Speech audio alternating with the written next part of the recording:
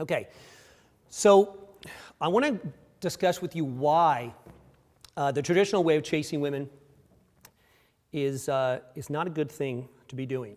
Just so for you why guys out there. So doing everything the traditional way sets you up as the provider. Okay, when I say provider, women will say, oh, I want, someone to provide for me and so on, and that's not what I'm talking about in that traditional context. Because that's true, I do believe that, you should provide for your family and so on. But the way that most guys use provider is in that we give women things in order to get them to like us. We do things for them just in order for them to like us because we think that's the way we have to do it. And I'll tell you, something that I figured out along the way is there's absolutely nothing sexy about the provider I'm talking about. Okay, absolutely nothing sexy about it. We've all seen this scenario of the rich guy who has a ton of money. He's got a nice car. He meets some girl.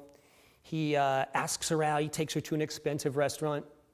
And then at the end of the night, he spends all his money on her. At the end of the night, gets a kiss on the cheek, and he drops her off. Okay? Maybe some of you have done that. I've done it for sure. And then there's the other guy. He doesn't spend any money on the girl. He's not a great dresser.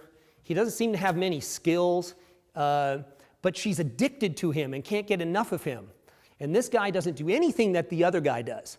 He's a complete opposite, so he's not the provider. He's more of the friend with benefits type guy. He's more carefree. He's not trying to push her into doing anything. And she's addicted to this guy, always trying to find out where he's at. What is he doing? She's texting him, trying to meet him. Where is he? Is he at this certain club or this bar? Going over and hunting him down. And sometimes this girl goes from the date with the rich guy and texts the friend with benefits guy on the way home, goes over to his house. So, which guy do you want to be? It sounds simple to me. You want to be the guy who attracts women like that, who doesn't have to jump through all those hoops. Okay? And you guys know what I'm talking about. The traditional way that we're taught, especially when we're interacting with women, is, we're out there and we're talking to them, we're kind of hovering over them and pressuring them, and I got to talk this girl into, I got to get her number, and I got to talk her into going out with me, and everything is about pressure, and everything is not, it's never letting up, okay? And for those of you who say, well, will women really do that? Well, you probably wouldn't know because you spend most of your time trying to talk women into something they already want to do, but you're trying to talk them into it. So, in other words, women don't meet this cool guy very often. They meet the guy who's over-pursuing, he's relentless. I'm talking about in the creepy way, right? You know what I'm saying, right? We've all been there and done that. It's the guy who's so desperate and needy and he wants something, he's trying to make something happen. And that girl's not going to be excited about being assertive. And what I find is that most women I talk to would love to be assertive if, number one, they knew that we could handle it, right, when they are assertive. And I don't mean aggressive, I mean assertive in a very healthy, fun way. And they don't meet that guy. They rarely meet that guy. They always meet the guy who's doing the same thing as every other guy is doing. And when you're doing the same thing that every other guy is doing, that's competition. Guys tell me all the time, oh, how do I eliminate my competition? I'm in a bar. What about all these other guys and all that kind of stuff? And I said, well, if you're doing everything that they're doing, then yeah, they're your competition. But if you're this other next level guy that I'm talking about, they're not your competition anymore. And so that's something to think about. Okay, so nothing sexy about the provider.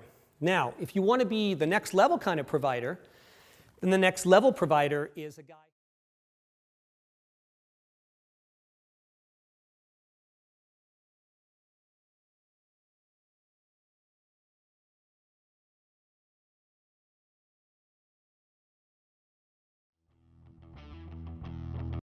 And I know him, he's a legend, he's been around way back in the day when we all got the... And I'm telling you, I see these guys come up to me and they show me all these super long text message threads or instant message. They must be like, they go on for sometimes weeks. And I say, hey, so you guys got together? No, but I think I'm going to talk about it soon. We're probably going to maybe get together. I'm like, really? This is your problem. This is over chasing women. This is the old way, and this is exactly why you're not getting together with her. I'm looking at all the stuff you're telling her, and it's the same thing every other guy is saying, right? It's how it's going. You're trying to tease her. You've gotten into it, and you're doing it. Is it possible that women will just switch over immediately? Yeah, it is. Because even though they're programmed just, the opposite of way we are, the passive way. So women are, of course, unfortunately programmed to be passive. So we become too pushy, they're too passive. So they kind of wait around, right? They've been taught to wait around, and the right guy will approach you, or he won't. Right? Now, some girls are assertive, and I applaud them if they are, but very few. And so maybe in conversation with, or you're already sort of like chasing the old way. If you want women to chase you, you have to stop chasing them, period. That's it.